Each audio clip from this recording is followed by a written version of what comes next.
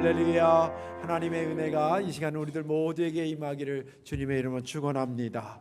우리 오늘 말씀의 제목 한번 따라 하실까요? 하나님의 얼굴을 피하지 마세요. 아멘. 믿음 되길 바랍니다. 설교 듣기 전에 이런 생각을 한번 하면 좋겠습니다. 혹시 내가 하나님의 얼굴을 피해서 도망가 본 적이 있나? 없으면 다행이고요. 혹시 나 그때 도망갔었는데, 그런 분들 한번 생각해 보시면 좋겠어요. 두 번째 질문, 그때 기분이 어땠는가를 한번 생각해 보세요. 신나 죽을 뻔했다, 아니면 마음이 무거웠다. 아무튼 그런 생각들 한번 하면서 오늘 말씀을 들으면 좋겠습니다.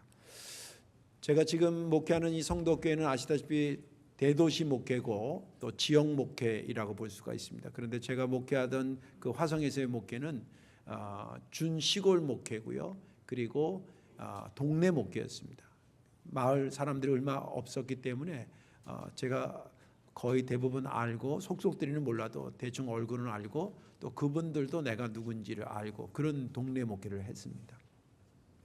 이제 메인은 이제 아파트, 여기 5층짜리 신라 아파트 같은 그런 형태의 아파트가 세 동이 있었는데 이쪽 동, 이쪽 동, 이쪽에서 디귿자 동입니다. 그리고 디귿자 저쪽 끝에가 저희 교회에 있었습니다. 저는 여기 살고 있었기 때문에 여기서 교회를 가려 그러면 이 아파트 통로에서 나오는 통로들이 큰 길로 도로로 나오거든요. 그 길을 제가 한 100m 걸어가면 통로에서 나오는 분들을 만나기도 하고 제가 지나가면서 오고 가면서 마을 사람들도 만나고 그랬습니다. 어느 날 이제 그날도 교회 이제 출근하려고 가는데 어느 통로에서 어떤 아줌마가 이렇게 나오다가 내 얼굴을 딱 보더니 얼른 통로로 탁 들어가는 느낌이 팍 드는 거예요. 제가 눈치 백단입니다. 근데 아무튼 그렇다고 왜 그러냐 그럴 수도 없고 이제 그래서 그냥 출근했는데 정말 하나님이 역사하시려고 그래서 그런지 몇 달 뒤에 비슷한 상황이 또 벌어졌습니다. 그때도 가는데 또 나보다가 나를 딱 보더니 탁 올라가요. 근데 이번에는 제가 안 가고 가던 걸음을 멈추고 나올 때까지 기다리고 있었습니다. 근데 이제 한 1, 2분 지나면 사람들이 지나가잖아요, 대부분. 그러니까 또 지나간 줄 알고 나와서 이렇게 보다가 안 가고 서 있는 저를 딱 마주쳤습니다. 그래서 막 서로 당황하는 눈빛으로 인사를 그냥 하는 둥 마는 둥 하고 지나가면서 제가 생각에 저분은 분명히 뭐가 있다. 한번 언젠가 전도해야 되겠다. 이제 기도하고 있다가 저 하나님께서 찬스를 만들어 주었습니다. 그래서 제가 전도를 하면서 알고 보니까 수원에 가장 큰 감리교회가 있거든요. 그 감리교회 장로님 딸이에요. 청년 때까지는 교회 봉사도 잘했어요. 근데 믿지 않는 남편하고 결혼하면서 또 시댁 분위기가 그러다 보니까 이렇게 저렇게 하다 보니까 마음에서는 하나님이 야, 너 뭐하냐, 빨리 교회에 와야지 하는 걸 느끼면서도 현실의 벽에 부딪혀서 이렇게 못 오고 저렇게 못 오고 그러던 중이었습니다. 그래서 제가 전도하다가 그 얘기를 했어요. 짓궂게. 아줌마 저번에 저기 나 통로에서 나오다가 만나서 확 들어가고 그러고 나 보고 미안해서 그런 거죠? 또 그랬더니 그렇지 않아도 자기가 하나님한테 늘 죄송하는데 그날따라 목사님 뵀는데 얼굴을 확 피하고 싶어서 얼른 도망갔었다는 거예요. 그러지 마세요. 하나님의 얼굴도 피하지 마시고 목사 얼굴도 피하지 마세요. 그리고 전도하고 왔습니다. 그리고 그 다음 주부터인가 한두 주 지난 다음에 그 집에 아들 딸이 있었는데 위가 아들이고 밑에 딸인데 이 초등학교 때입니다. 걔네들을 먼저 교회에 보냈어요. 그리고 얼마 안 있다가 본인이 직접 이제 교회 다니기 시작했어요. 할렐루야. 그리고 남편은 우체국에 다니던 분이었는데 좀 더뎠어요. 한 6, 7년 뒤에 드디어 이제 그분도 계속 전도하다가 교회에 와서 나중에 직분도 받고 그렇게 신앙생활 하는 사람이 됐습니다. 제가 설교 제목을 하나님의 얼굴을 피하지 마세요 할 때 이렇게 하려고 그랬어요. 좋은 말 할 때 하나님의 얼굴을 피하지 마십시오. 그렇게 하려고 했는데 꼭 조폭 같아가지고 제가 그렇게는 안 하고 그냥 점잖게 다듬어서 하나님의 얼굴을 피하지 마십시오. 가로 열고 좋은 말 할 때 이렇게. 오늘 본문에 있는 말씀은 서기전, 예수님이 오기 750년 전에 BC라 그러죠. BC 750년경에 북이스라엘에서 활동하던 선지자 요나에 대한 이야기를 담고 있습니다. 어느 날 하나님께서 요나에게 말씀하셨습니다. 요나야, 아수르의 수도인 니느웨에 사는 사람들의 악독이 너무 창궐해서 내 귀에 내 눈에 보인다. 내가 도저히 가만히 있을 수 없어 너를 보내니까 너 가서 너희들 악독을 회개하지 않으면 하나님께서 심판하신다고 선포해라. 그렇게 말씀하셨습니다. 그런데 그 말을 들으면 선지자니까 네 알겠습니다 그래야 되는데 성경은 그렇게 말하고 있지 않습니다. 요나가 반응을 어떻게 했냐면 하나님의 얼굴을 피하려고 멀리, 다시스는 타르시스라 그러기도 하고 지금 스페인의 남쪽에 있는 섬 지역을 얘기하는데 당시의 세계관에서는 가장 땅끝의 개념이 타르시스예요. 아주 가장 멀리 가야 되겠다. 누구를 떠나서 하나님의 얼굴을 피해서 멀리 가야 되겠다 생각하고 배를 타고 가야 되니까 요빠라고 하는 항구로 갑니다.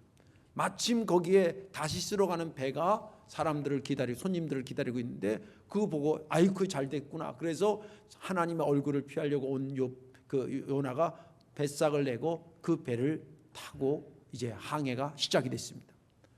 얼마쯤 갔을까요? 갑자기 풍랑이 불기 시작합니다. 선원들이 난리가 나고 손님들이 난리가 났습니다.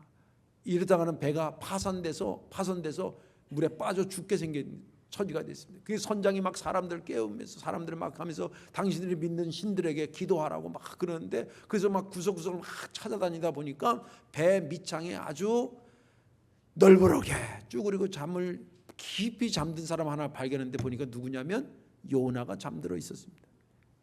당신 정신이냐고 막 요나를 깨우면서 지금 이 상황이 이렇게 됐는데 여기서 지금 잠이 오냐고 당신이 믿는 신한테 빨리 이거 좀 잠잠해지게 해달라고 기도를 하라고 막 그리고 막 돌아다니고 막 그러는데 도저히 풍랑이 잔잔해지지 않는 거예요. 근데 그 선장이 직감적으로 생각할 때 그 사람은 배를 여러 번 운행하던 사람 아니 수년째 하는데 지금 부는 이 풍랑은 그냥 자연재해 때문에 부는 풍랑이 아닌 것 같은 직감이 들었던 거예요.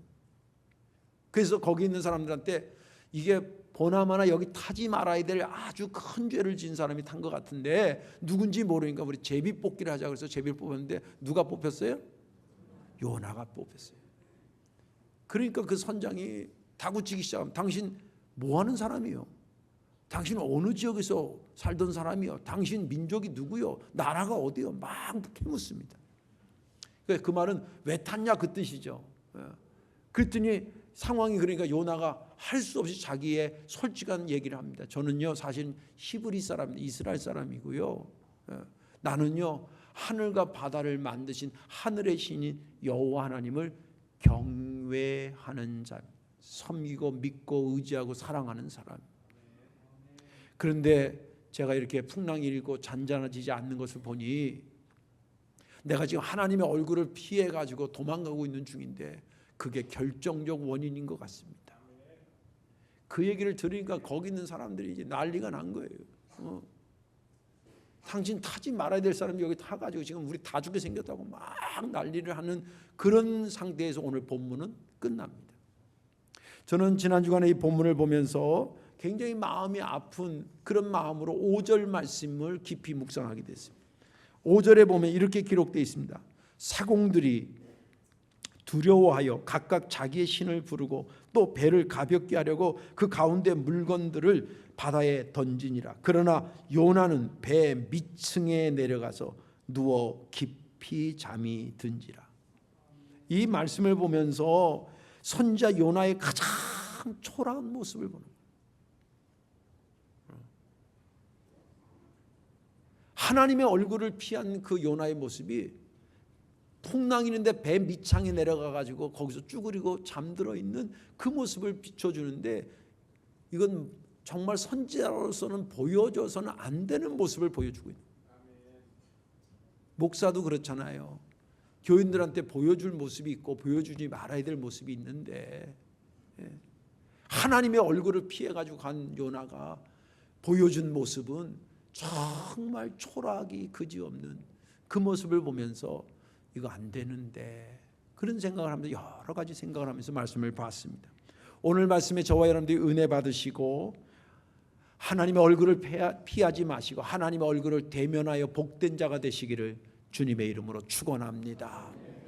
자, 그러면 하나님의 얼굴을 피한다라고 하는 것은 무슨 의미인가를 먼저 생각하고 거기서 벗어나는 것들을 말씀을 통해 나누고자 합니다. 하나님의 얼굴을 피한다라고 하는 것은 뭐냐면 하나님의 말씀을 거부한다는 뜻을 갖고 있습니다.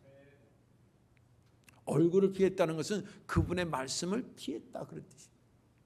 그분의 말씀을 거부했다 그런 뜻입니다. 오늘 1절 2절 말씀을 보겠습니다. 여호와의 말씀이 아미떼의 아들 요나에게 임하니라. 이르시되 너는 일어나 저 큰 성읍 니느웨로 가서 그것을 향해 외치라. 그 악독이 내 앞에 상달되었음이니라 하시니라. 이 1, 2절은 굉장히 중요한 겁니다. 왜냐하면 그 요나서의 첫 번째 나오는 문장이기도 하고 여기에 요나서 전체에서 말하고자 하는 하나님의 요나서의 주제가 담겨져 있기 때문에 이 1, 2절은 너무 중요합니다. 근데 그 1, 2절을 시작할 때 처음 문장이 뭐냐면 하나님이 말씀하셨다로 시작합니다. 하나님이 말씀하셨다.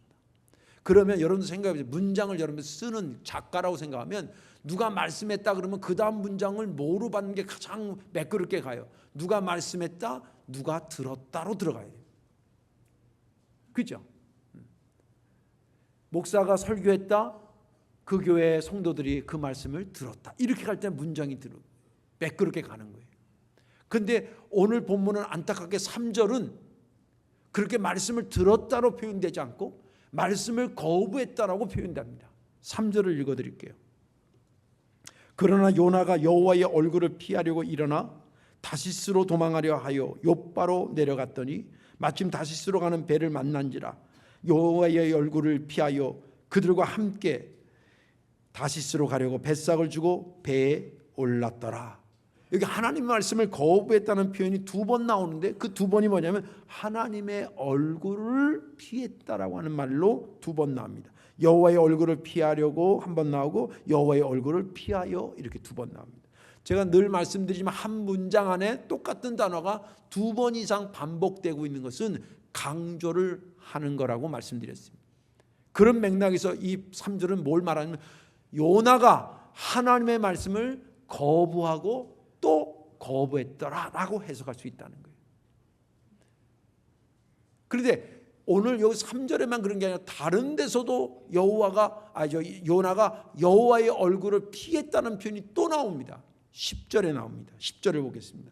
자기가 여호와의, 여기 자기는 요나를 얘기합니다. 요나가 여호와의 얼굴을 피함인 줄을 그들에게 말하였으므로. 자기가 스스로 또 얘기합니다. 내가요 지금요 여호와의 얼굴을 피해서 지금 도망가고 있는 중이었는데 그 얘기를 또 합니다. 그리고 5절의 그 상황을 보면 여호와의 얼굴을 피했다는 말은 아닌데 그 행동을 보면 여호와의 얼굴을 피하고 있는 행동을 하는데 그게 뭐냐면 배에서 왜 우연히 가다가 배 밑에 간 게 아니라 일부러 배 중에서 가장 밑에 간 거예요. 왜? 하나님한테 1m라도 더 떨어지려고. 아까 제가 얘기했잖아요. 다시스로 가는 것도 뭐예요? 그 당시의 세계관으로는 욥바에서 가장 멀리 있는 지역이 다시스예요. 다시스에 무슨 먹을 게 있어 가는 것도 아닙니다. 거기에 뭐 풍경이 좋아서 놀러 가는 거 아니에요. 요나가 지금. 이유는 딱 뭐냐면 욥바에서 가장 멀리 있다는 데로 가는 거예요. 그리고 배를 탔는데 배에서도 가장 밑으로 내려간 거예요. 그리고 의식적으로 있으면 하나님의 얼굴이 자꾸 떠오르니까 무의식의 세계로 들어가기 위해서 깊이 잠든 거예요. 무슨 말인지 이해가 되시죠? 거부하고 거부했다. 자, 그러면 여기서 우리가 한 가지 짚고 넘어가야 될 게 있습니다. 왜 요나는 그토록 하나님의 말씀을 거부했을까? 안 받아들이고 밀어냈을까? 그가 하나님을 안 믿어서 그랬을까? 아닙니다. 잘 들어야 됩니다. 이게 점점점 나의 이야기로, 여러분들의 이야기로 가까워지기 때문에 잘 들어야 된다는 거예요. 요나는 하나님을 안 믿던 사람이 아니에요. 안 믿던 사람이 하나님의 말씀을 거부했다? 아이고 뭐 있어 뭐 할 수 없지 뭐 그거는. 그런데 믿는 사람이 하나님의 말씀을 거부했다? 이건 신중하게 봐야 됩니다. 그가 자기가 너 누구냐고 선장이 물어볼 때 뭐라고 얘기하냐면 9절에 이렇게 얘기합니다. 그가 대답하되 나는 히브리 사람이요 바다와 육지를 지으신 하늘의 하나님 여호와를 경외하는 자로다. 자기가 자기를 말하기를 나는 하나님을, 천지를 지으신 하나님을 경외하는 사람입니다. 그 뜻이에요. 그럼 하나님 믿는다는 거예요? 안 믿는다는 거예요? 믿는다는 거예요. 그러니까 믿는데 지금 말씀을 거절한 이유가 안 믿어서 거절한 게 믿는데 지금 거절하고 있다는 거예요. 그러면 하나님이 싫어서 거절한 거냐? 아니에요. 경외한다라고 하는 것은 그분을 사랑한다는 표현도 포함되어 있어요. 안 믿는 것도 아니고 미워하는 것도 아닌데, 그러면 요나는 왜 그럼에도 불구하고 그는 하나님의 말씀을 거부했을까? 자기 판단이 앞서서 그랬던 거예요. 하나님의 명령보다, 그거에 담겨진 하나님의 뜻보다 자기 판단이 먼저 앞섰기 때문에. 사람이라는 게 누구나 지식이 있고 또 경험이 있고 자기 식견이 있는 게 사실입니다. 그러나 그것을 앞장 세워야 될 것이 있고 그것을 뒤로 해야 될 것이 있는데, 뒤로 해야 될 경우가 뭐냐면 하나님 말씀 앞에 뒤로 세워야 돼요. 요나는 지금 이렇게 생각하는 거예요. 내가 생각하는 아수로 안 된다. 왜 하필 다른 나라도 많은데 우리나라를 괴롭히는, 거기에 가서 회개의 저기를 선포하냐는 거예요. 다른 나라도 많은데 우리나라를 괴롭히는 그 나라에 가서 왜 그러냐는 거예요. 또 한 가지는 뭐냐면, 하나님이 보나마나 이 양반은 회개하면 누구든지 받아들이니까, 만약에 내가 선포했는데 니네 사람들이 아유 그렇군요 나 회개합니다, 그러면 하나님이 살려줄 텐데 나 그걸 어떻게 봐. 그러니까 아예 애당초에 내가 안전하면 하나님께서 어떻게 하겠어. 내가 안전했는데. 자기 능력으로 하나님의 역사의 진행을 막을 수도 있다고 착각한 거예요. 이 무서운 겁니다. 하나님이 생각하는 니느웨가 있는데 그걸 뒤로 미루고 내가 생각하는 니느웨를 대입시켰고, 하나님의 역사를 이루실 그 능력이 있는데도 불구하고 내가 안 하면 그 능력도 발휘할 수 없다고 착각한 것이 그의 자기 판단력이었습니다.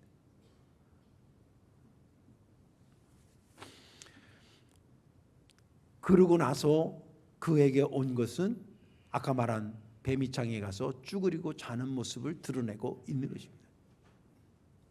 자기 판단이 하나님의 말씀과 뜻에 먼저 가기 때문에 그것에서 오는 그런 부작용이 있었다는 것입니다. 우리도 그런 맥락에서 조심해야 됩니다. 우리도 요나처럼 하나님을 믿는 사람이고요, 요나처럼 하나님을 사랑하는 사람이기도 합니다. 저 역시 그렇습니다. 그렇기 때문에 이것은 요나만의 이야기가 아니라 내 얘기가 될 수 있다는 것을 염두하셔야 된다는 것입니다.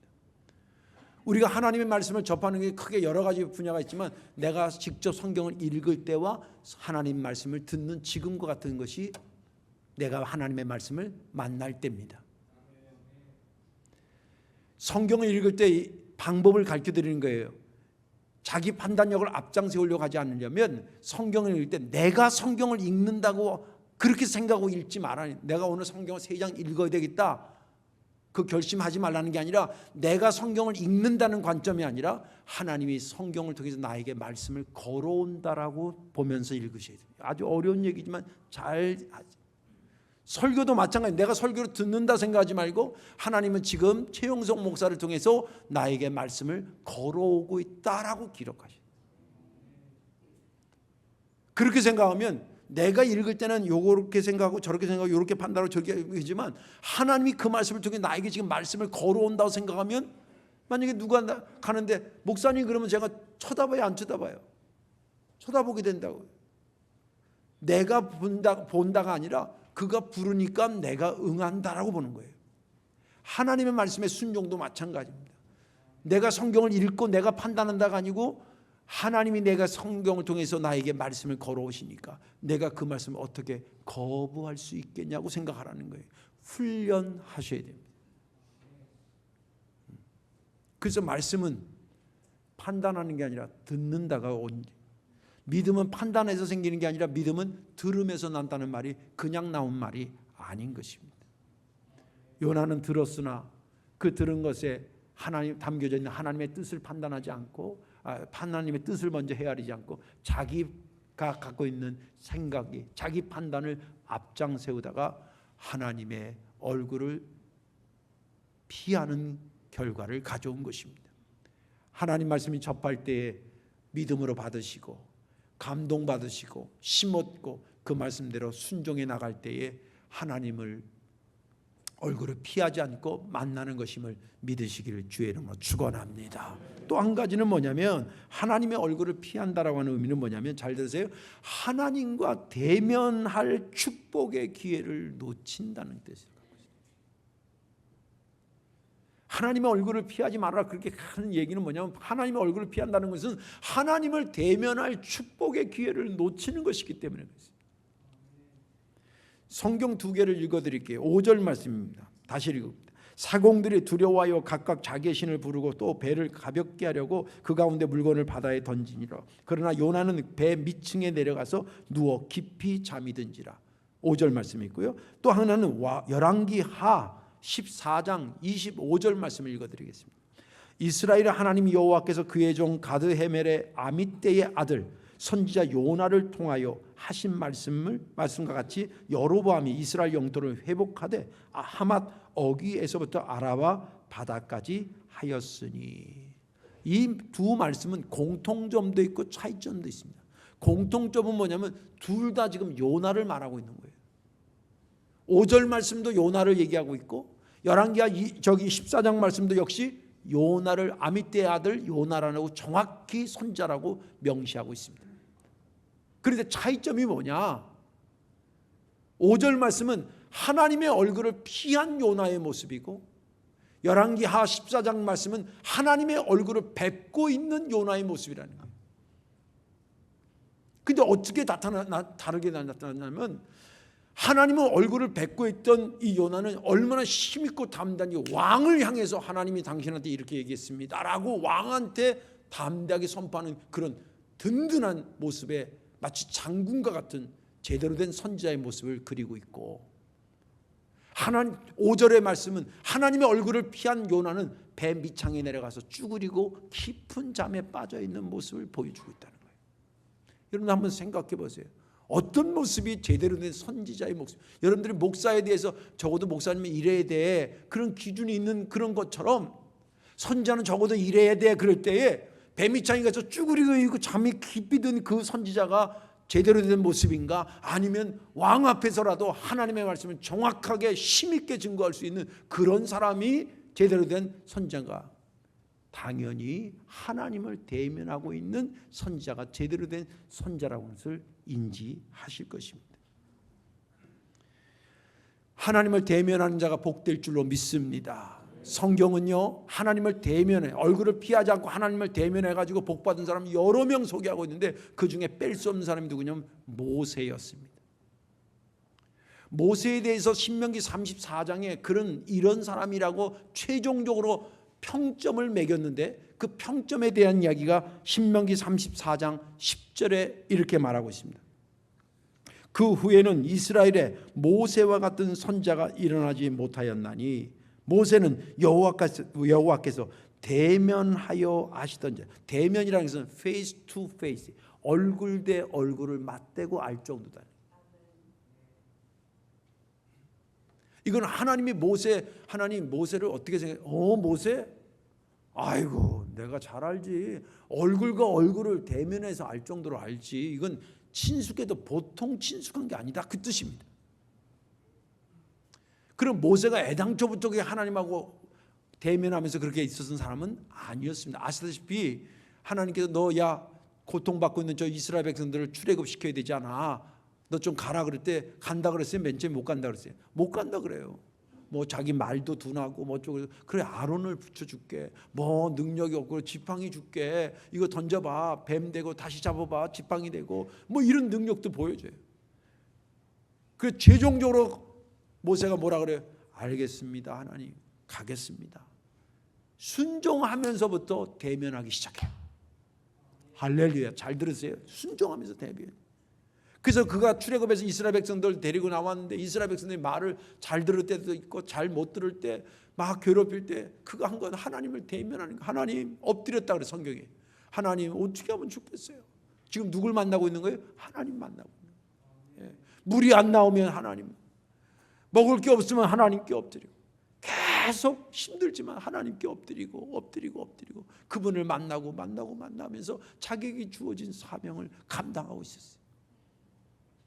그랬더니 모세 스스로가 내가 어느 정도로 평가받을까 상상할 수 없는 놀라운 평점을 주고 그를 평가해 준 내용이 오늘 본문의 말씀이기도 하고, 거기에 보면 이렇게 기록되어 있습니다. 그는 구약을 해석할 때 여러분 모세를 빼고 구약을 해석할 수가 없어요. 왜냐하면 율법 때문에. 성경에 보면 예수님이 변화산에서 제자들하고 함께 기도하다가 제자들이 눈 떠서 딱 보니까 예수님이 두 분과 같이 세 명이서 이야기하고 있는 장면이 딱 나타나요. 환상 중에. 그 중에 두 명이 누구냐면 모세와 엘리야였어요. 이 두 사람은 구약의 축이라 이 말이에요. 그 대표적인 사람이 모세였다는 거예요. 그런 사람으로 하나님이 모세를 세워주셨어요. 할렐루야. 그리고 그 엄청난 이스라엘의 출애굽의 역사에 가장 선봉의 산 이끌어오는 그런 출애굽의 주도자, 영적 지도자로 모세를 세웠습니다. 광야에서 그 40년 동안 이렇든저렇든 힘들고 어려운데 그들을 정말 잘 이끌어서, 우리로 말하면 목회를 40년 동안 잘해서 이스라엘 백성들을 다 가나안 땅에 들어가는 그런 사람으로 만든 훌륭한 목사님으로 하나님은 모세를 세워주셨습니다. 이유가 뭐냐? 하나님과 대면하고 살았기 때문입니다. 자, 여러분들 우리가 지금 요나도 듣고 모세도 들었잖아요. 그리고 우리의 얘기로 나도 모세처럼 하나님을 대면하다가 축복받는 사람이 되고 싶지, 하나님의 얼굴을 피해서 저기 요나처럼 저러고 쭈그리고 자는 그런 신세가 되지 말아야 된다는 생각을 어린아이들도 할 수 있을 것 같아요. 그럼 어떻게 해야지 되겠는가? 내가 맡은 사명을 가지고 이것을 해석하지 않으면 안 됩니다.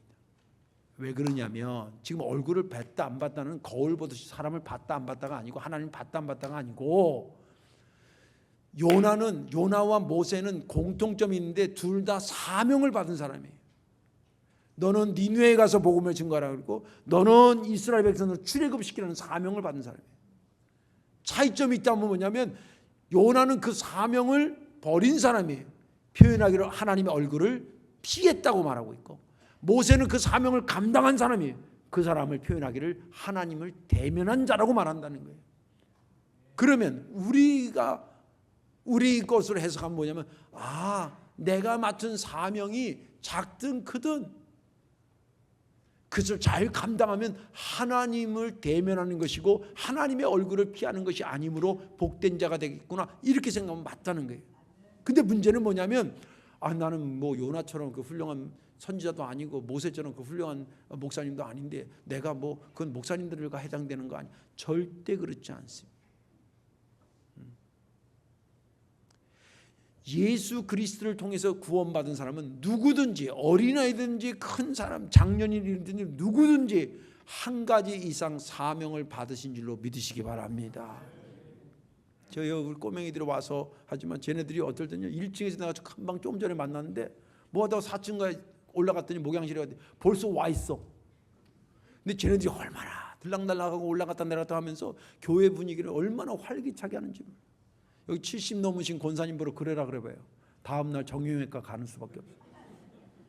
쟤네들의 은사는 아무튼 교회 와서 부지런히 돌아다니는 은사예요. 그래서 아주 위험한 거 아니면 제가 뭐라고 안 그래요. 여러분들도 마찬가지예요. 조용히 해. 교회에서는 좀 시끄러울 수도 있는 거지. 애들이 제잘제잘 그러고 막 위험하면 하지만 떠든다고 뭐라 그러지 마요. 예. 쟤네들은 떠드는 게 은사요. 예. 쟤네들이 막 돌아다니면서 활기차게 만드는 게 그 걔네들이 하는 역할이에요. 장로님들의 사명이 있고, 목사는 목사의 사명이 있고, 집사님은 집사님의 사명이 있고, 교사는 교사의 사명이 있고, 목자는 목자대로, 찬양대는 찬양대로 다 사명이 있는 거예요. 사명을 잊어버리거나 감지하지 못한 사람은 있을지 몰라도 사명을 안 받은 사람은 아무도 없어요. 올해 여러분들에게 하나님께서 사명을 주신 것은 뭐냐면, 야, 내 얼굴 피하지 마라, 그런 사인이에요. 할렐루야. 너 그것 통해서 나랑 대면하자, 그런 말씀이에요. 그렇게 말씀을 걸어오시는 거예요. 하나님을 대면하셔서 여러분들 반드시 복된 자들 되시기를 주님의 이름으로 축원합니다. 이제 말씀을 정리하겠습니다. 스스로 한번 진지하게 물어보세요. 우리 하나님을 피할 수 있는 겁니까? 신앙적으로도 그러면 안 되기도 하고요, 인간적으로도 하나님 얼굴을 피하면 안 돼요. 그리고 능력적 관점에서 보더라도 우리는 하나님의 얼굴을 피할 수가 없어요. 시편에 보면 이런 말씀이 있어요. 시편 139편 7절에서 8절 이렇게 있어요. 내가 주의 영을 떠나 어디로 가며 주의 앞에서 어디로 피하리까? 내가 하늘에 올라갈지라도 거기 계시며 수월에 내 자리를 펼지라도 거기 계시니이다. 이 말은 우리가 하나님의 얼굴을 피해서 어디 도망갈 데가 있겠다고 생각합니까? 그 뜻입니다. 그러면 하나님의 얼굴을 피할 수 없다고 한다면 지혜로운 사람은 그러면 차라리 하나님을 자꾸 만나서 대면해서 복된 자가 되었다고 생각하는 게 지혜로운 거예요. 오늘 한 해 하나님 말씀이 들을 때 그 말씀을 아멘으로 받아서 하나님의 얼굴을 피하지 않고 대면하는 역사가 일어나길 바라고요. 또 여러분들에게 주어진 사명들 감당하다가 하나님을 대면하는 축복의 사람들 다 되시기를 주님의 이름으로 축원합니다. 기도하겠습니다. 좋으신 아버지 하나님, 고맙고 감사합니다. 2026년 새해가 시작돼서 한 달을 보내고 있습니다. 또 안 하던, 작년까지는 안 하던 일들을 새롭게 맡아서 해야 될 일도 생겼고 또 그런 실천 사항들도 생겼습니다.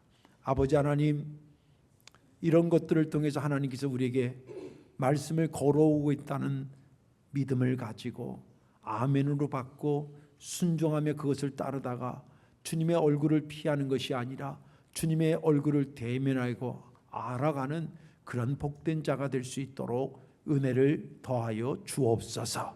감사드리며 예수님의 이름으로 기도하옵나이다. 아멘.